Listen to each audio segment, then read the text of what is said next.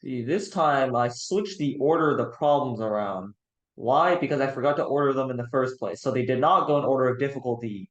Some of the easy ones are in the back, some of the hard ones are in the front, etc.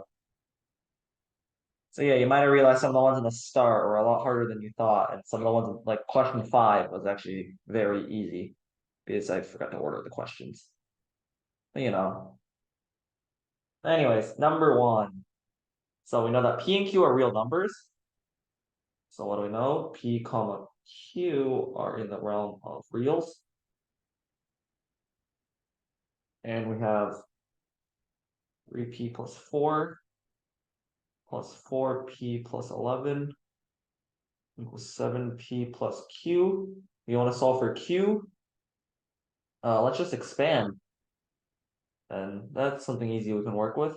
So we get 3P plus 12 plus 4P plus 44 equals 7P plus 7Q.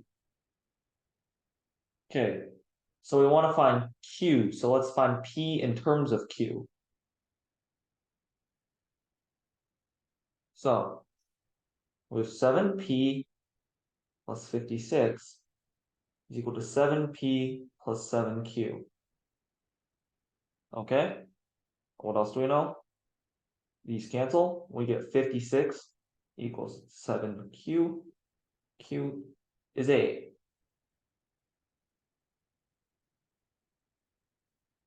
Okay. Let's move on to number 2. Dak has a dime, a quarter, a nickel, and a penny. How many different amounts can be obtained using one or more? So this is something very simple.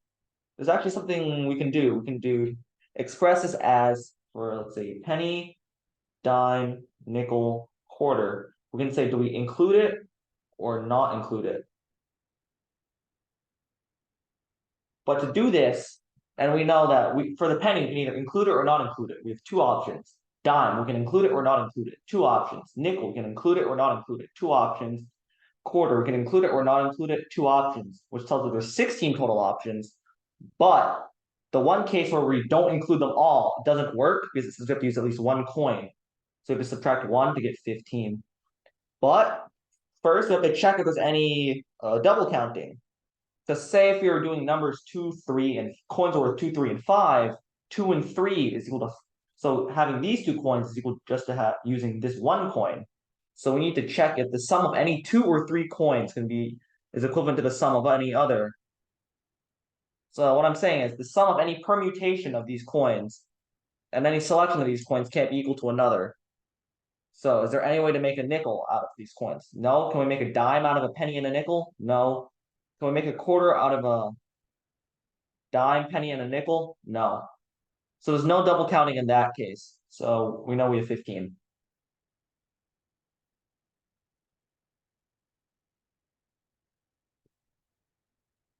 So yeah, there's just a step people have to catch.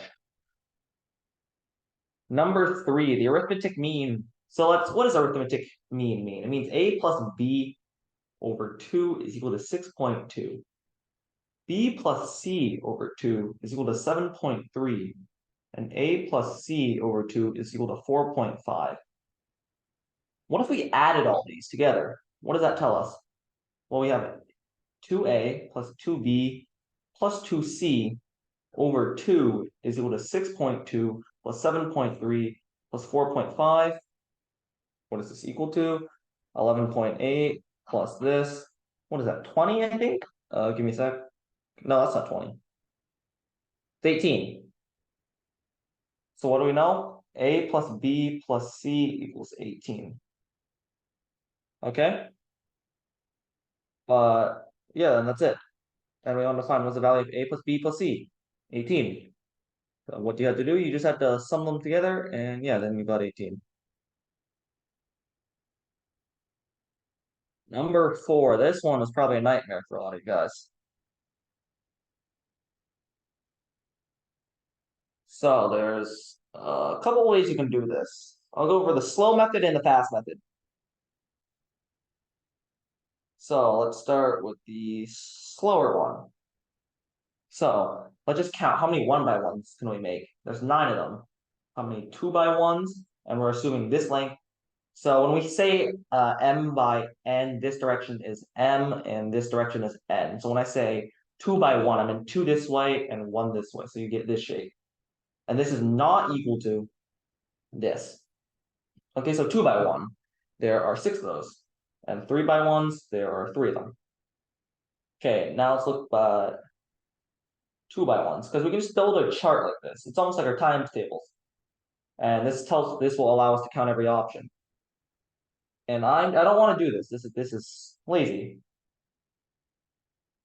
I mean, you can go through, count them all if you want, but I'm gonna show you an easier way. So we know that the horizontal and vertical length of the rectangle is independent of each other.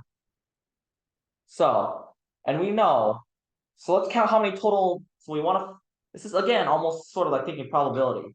We want to find the total possibilities for m, and if we multiply that by the total possibilities for n, we get our total. Because you can have a 2x2, a 1x1, a 3x3, etc. Like I stated here. So let's think about it. How many ways can we have this direction? So let's find how many ways we can arrange the m side.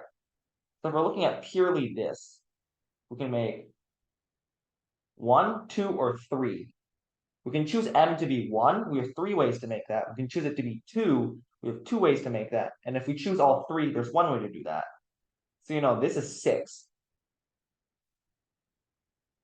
And if we count this side, you can either have 1s, groups of 2, or 3. So there's 6.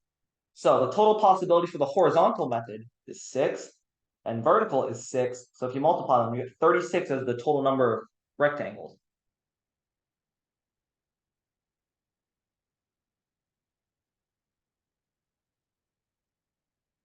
So yeah, it's much better than counting. So you can just think, because if you have 2 in this way, you can arrange it with any single one of these. So they're independent events. So you can just multiply throughout.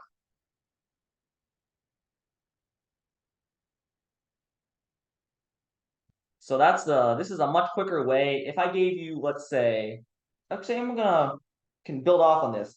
Say if I had, this was,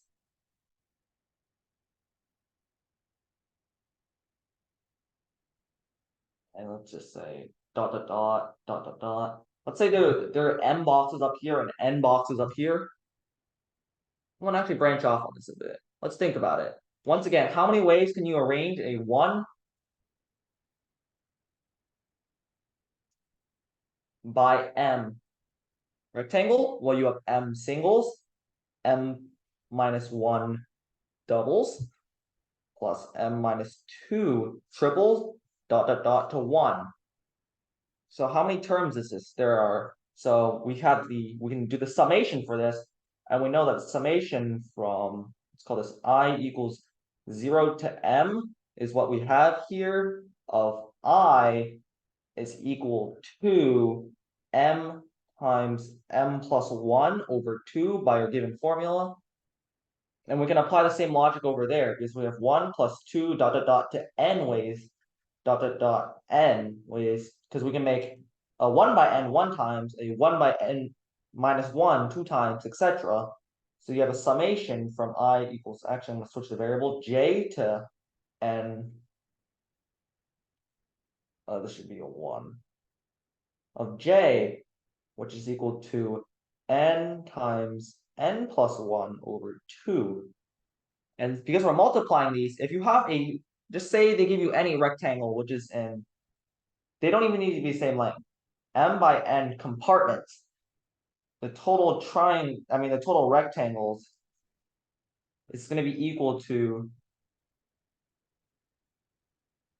it should be a 1, what am I doing? Times the summation of j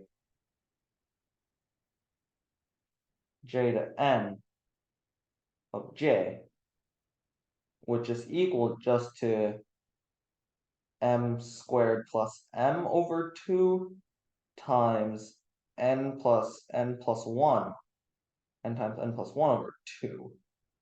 And we know this works because we just did it. We just had m and n equal 3. So we can have 3 squared plus 3 over 2 times 3 squared plus 3 over 2, which is equal to 6 times 6, 36, which shows us our general formula of this actually applies for any compartment.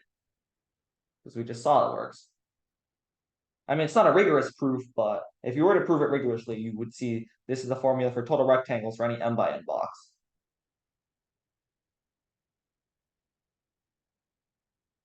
And finally, 3 employees split a bonus valued at some number of dollars. Amon receives the first $10 more than a third. Bernardo receives $3 more than 1/2 of what's left. And Carlson receives the remaining 25th. Let's work backwards. So if Carlson got $25 and Bernardo got 3 more than half of what's left.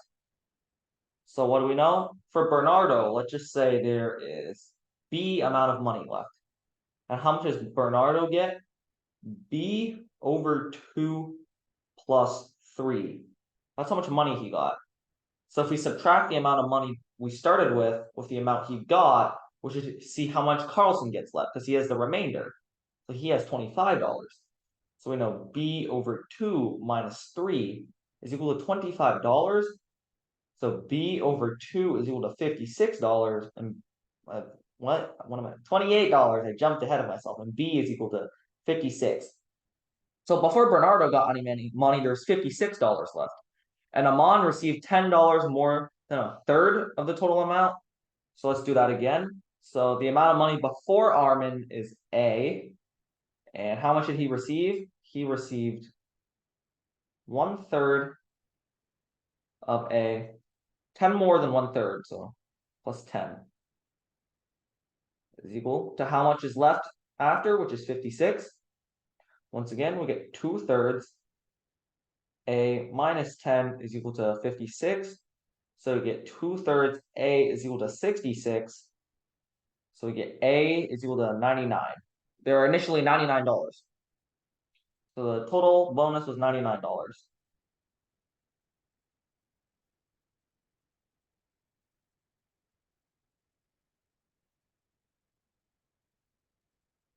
Okay.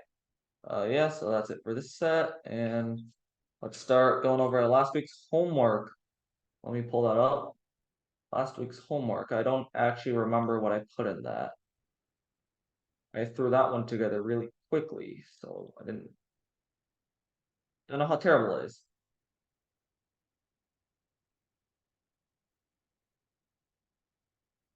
I made a typo in the first one. You probably couldn't solve that. I forgot the dashes in the 1/3 and 1/4. Okay, well, I made one unsolvable because I forgot to check it over because I put it together too quickly. So let's just jump over one. But it was 1/3 of the students in short rooms. Actually, I'll do it really quick. So 1/3 have drama, 1/4 have band, and 1/3 of the students had drama practice, and the other 1/4 of his had band. If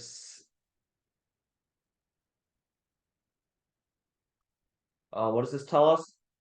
I don't think I think I made a lot of typos in this. On Wednesday, 1/3 of the students in Mr. Short's homeroom had drama practice, and 1/4 of his other homeroom students had band practice. If 6 students had band practice, how many students? Okay, that's just 6 equals 1/4 the total, so it's just 6 times 4 equals 24. Yeah, that was a terrible problem. Anyways. 2, this one's better. A triangle with integer side lengths 2, 5, x.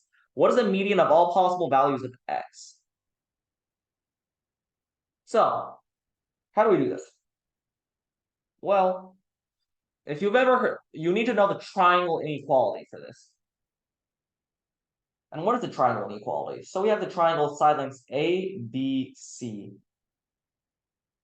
What does this tell us? For any triangles, A plus B is greater than C, which is greater than C. B plus C is greater than A, and A plus C is greater than B. So this is true for all triangles.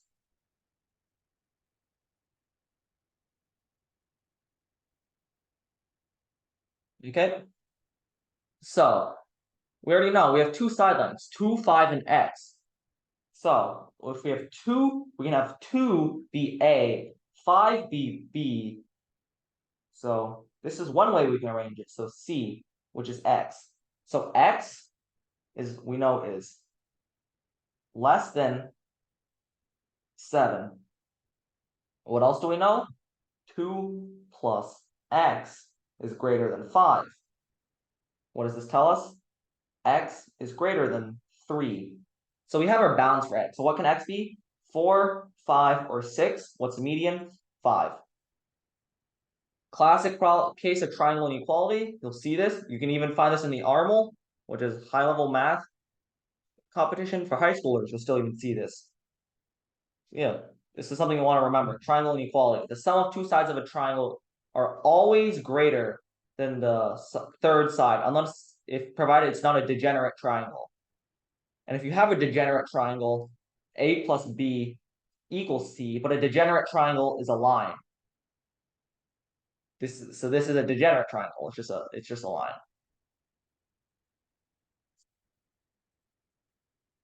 Okay, 3. Kurt is creating a bouquet of flowers for his mother. Here's a selection of lilies, roses, and orchids. Roses, lilies, orchids, and violets. So where he can create a dozen flowers. Kurt's mothers love orchids, so he'll have at least 6 orchids. How many different groups of a dozen flowers can he put together? So let's add the 6 orchids. So that means we have choices for 6 of them left. So we have 6, and we have 4 choices for the flowers. So what do we know? How many groups of a dozen flowers? Well, you can use roses, lilies, orchids, and violets. So you can have, so there's 6 choices left.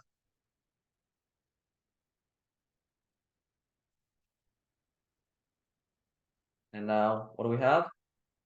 Orchids. We can choose orchids, lilies, roses, or violets, and we already selected our 6. So that means we can have these be anything we want. There should be 6. But we got to remember, order does not matter. What does this mean? It means I'll just do it. OORRLL is the same thing as ORORLL. These are the same. So which means we have to go through casework. So let's go through cases because we can't do our trick of 4 times 4 times 4 times 4 because there's going to be double counting. And accounting for that double counting is just terrible. So let's go through casework. We have one case, all the same flower. One flower. There's 4 ways to do this. 1 times 4. 2 flowers. Okay, 2 flowers. We got to choose our 2 flowers. So we have how many choices for the first flower? We have 4 choices, 3 choices, divide by 2 because order doesn't matter. And now we got to choose. Are we going to have 5, 4, actually, let's have order do matter. 4 times 3. Because for the first flower, we get to choose. Do we want 4, 5, 3, 2, or 1? Because we can't have 0 or 6, because we have to have at least 2 flowers. So there's 5 choices. Because we're choosing for the first flower. Because the second flower would just be whatever is left. Actually, that still double counts though, so we get to divide by 2. Because they're directly correlated. Because they're in a direct linear relationship, actually they're still divided by 2. That's my mistake. Because even if we choose this as the first, choosing we can choose roses and lilies. Roses first, and we can choose 3 roses, but then we can choose lilies first and say 3 lilies, and those are the same thing. So we don't actually count those as separate cases. So that's double counting, which is correspondent. Because if you have the first flower and you choose R of them, you can always have the other one be the first flower and choose 6 minus R of them, and you always double count. So that's where the 2 comes from. Now 3 flowers. Okay, now we have to break into a couple cases. How many ways can we choose 3 flowers? 4 times 3 times 2 over 3. I mean 2. Wait. 3 times 2. Okay. This is a number of ways we can choose 3 flowers. And now we're going to choose how many of each. So we can either have, so let's think about it. Let's go one, we have to have at least one of each flower. Okay? We have one of each flower. So let's look at this for 3 cases. We have flower 1, F1, F2, F3. Okay? And because we have 3 flowers, each one gets at least 1. So now we have 3 flowers left. And we can distribute them among these. How many different ways can we do that? Well, we have 3, 0, 0, 2, 1, 0, 2, 0, 1. Then we have 1, 1, 1, 1, 0, 2, 1, 2, 0, 0, 1, 2, 0, 2, 1. Wait a minute. This looks a lot like 2 to the third. Why is that? Well, for each flower, we got to go, do you get it or do you not? Do you get it or do you not? Do you get it or do you not?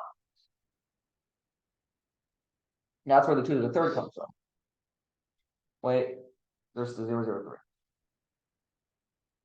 And there's that one extra case. That seems more correct.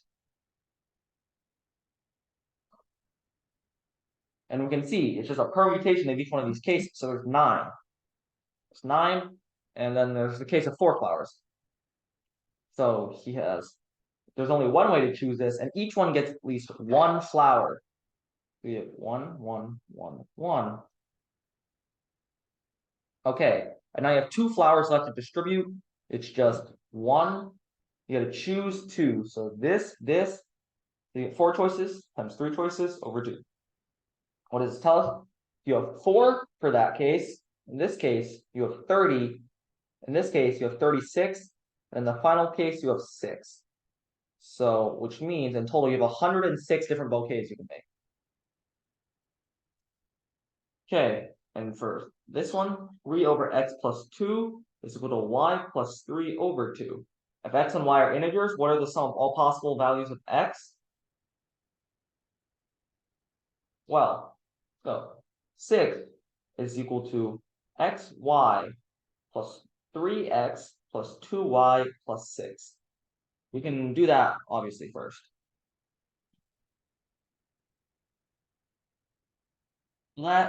That's terrible to work with. This may seem nice, but we don't actually want to subtract the 6. Actually, what's actually better for us is just do x plus 2 comes to y plus 3. So, what can x be?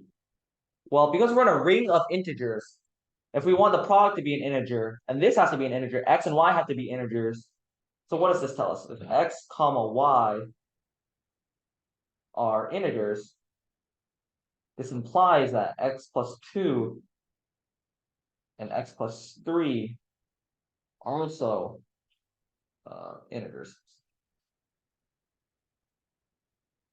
So, which means so for x plus 2 can equal any one of the factors of 6. So -6, -3, -2, -1. It can also be equal to 1, 1, 2, 3, or 6. So what does this tell us?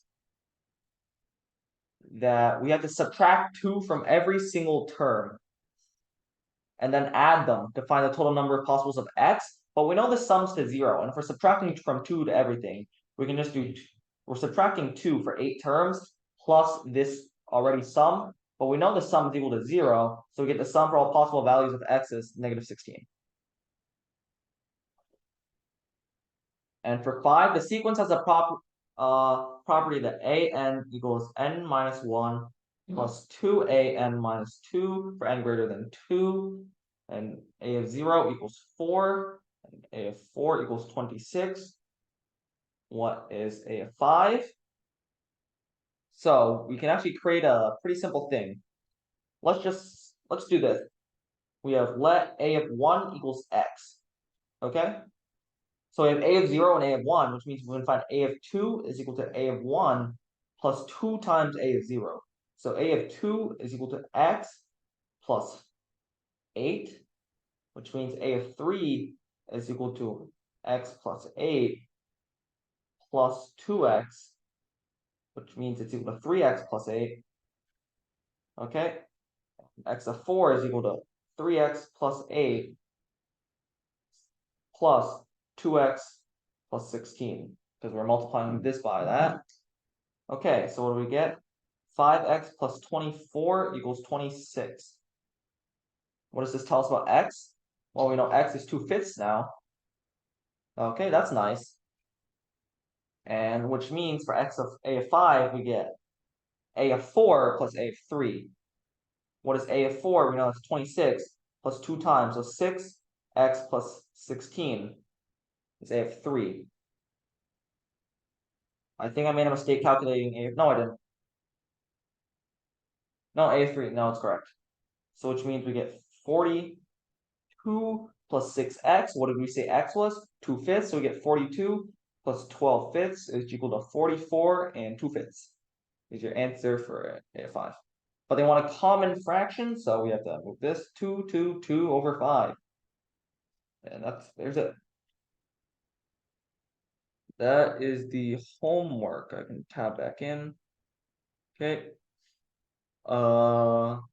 Yeah, that's it for the homework. You can start classwork 2. You have until, I'll say 6:22. I'll give you 20 minutes. 9:22. I'll give you 20 minutes.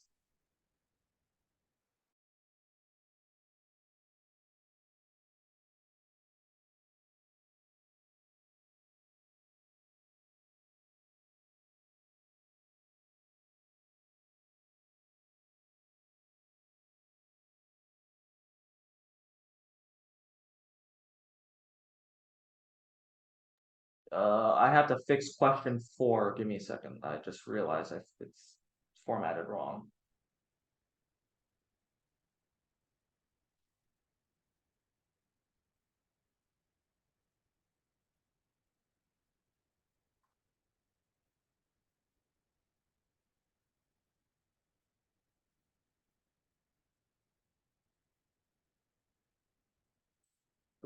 Goal 4 is right here.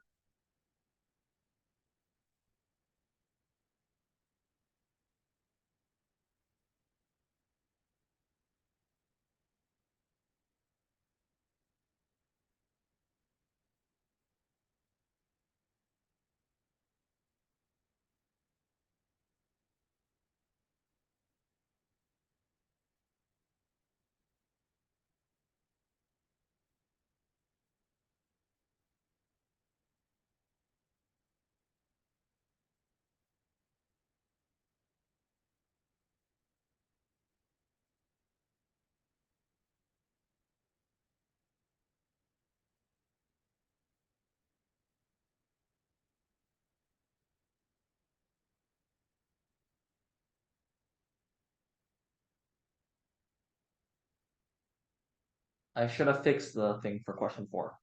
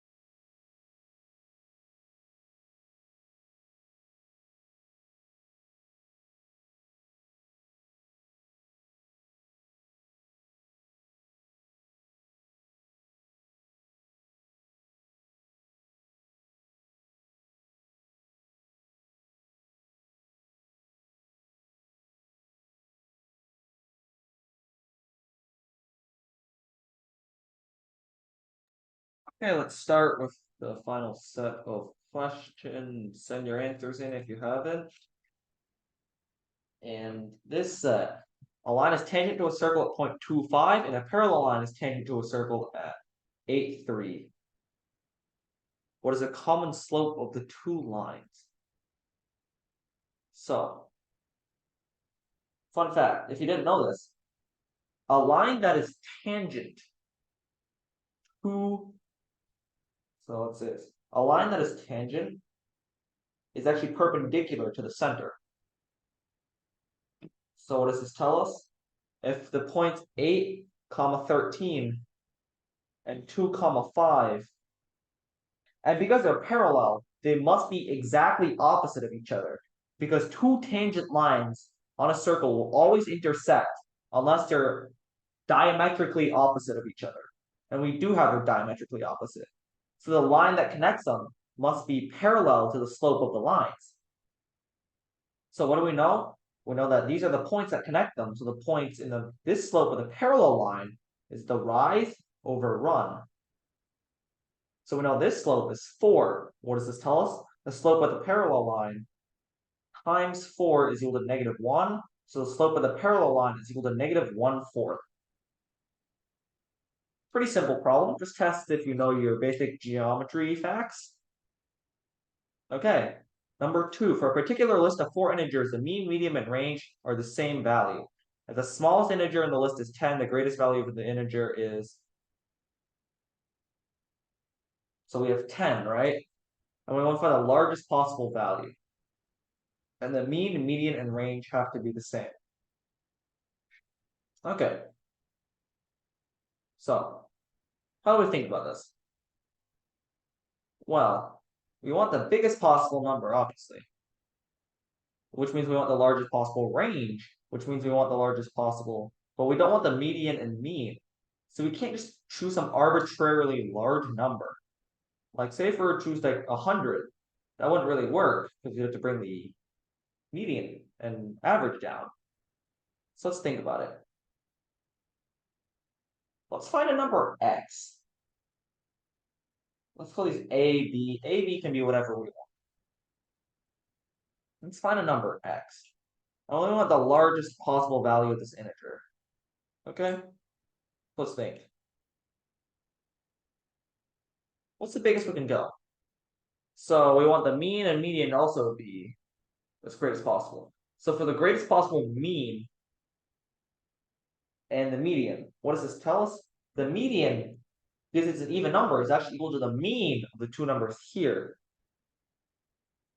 And okay, what does that mean?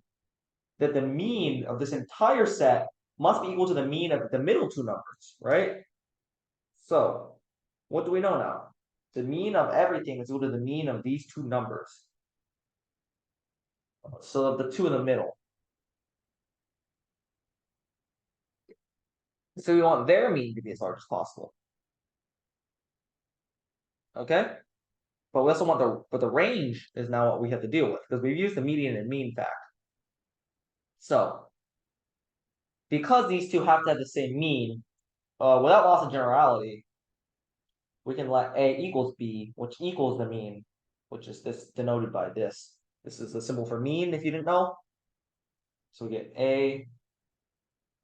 I draw this symbol terribly, by the way. And X. Okay. What do we know? Let's see, the median is equal to this. So we have whatever. So we also have 10 plus X plus this plus the mean, 2 times plus the mean is equal over 4 is equal to the mean. What does this tell us? The mean over 2 is equal to 10 plus X. Okay. And what else do we know? That the mean is equal to X minus 10 because that's the range. Okay. What does this tell us? That we know the mean is equal to X plus 20. And we know that the mean is equal to X minus 10. What does this tell us? It means I wrote my equation wrong. This is 2x. Okay, we set these equal. 2x plus 20 is equal to x minus 10. So we get x is equal to -30. I flipped my signs. Ignore that. X is equal to 30. Positive 30. I flipped the sign somewhere. Okay, let's go back and find the missing sign.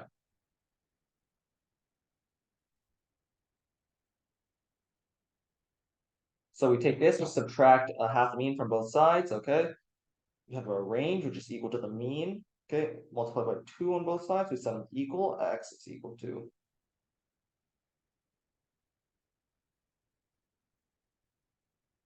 Okay, I flipped a sign somewhere and I don't know where, but the answer is 30, which means it makes the mean 20 and the range 20. But I flipped the sign, let me find it. So we know x plus the mean over 4 equals the mean. We've already established this. So we know that the mean over 2 is equal to,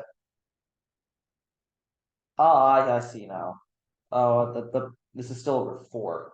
That makes a lot more sense. Okay, that's a mistake I made. So that, what does this tell us? Actually, it's 2 times the mean is equal to x, 10 plus x. So what does this tell us? The mean is equal to 5 plus x over 2. We set them equal. So now we get 15 is equal to x over 2, and x equals 15, 30. Okay, I forgot to divide by 4, so it flipped everything. But ignore this and work with this. So what did we know? We had to establish that the two in the middle are equal to the mean, and you can go without loss of generality. They're equal to the mean because they don't affect any other stats, so they can just become the mean, and which means we know that the average of these is equal to these. So we know the mean is equal to the mean of this. We also know the range is equal to the mean, which allows us to solve for the last number. Okay, encircle P chords A. Actually, with 3 minutes left, I don't actually want to do these. I'm gonna actually, you guys can keep thinking about 3, 4, and 5. I'm gonna move these into the homework. So it's gonna be a few extra in the homework. And I'll go over these next class. So for 3, 4, and 5, actually, keep thinking about them. These are gonna be added on to the homework. It's a bit longer of a homework, I guess. But these I think are really, really good problems. 6, 7, and 8. So I want you guys to try them. And I'll actually just remove a couple problems for you guys.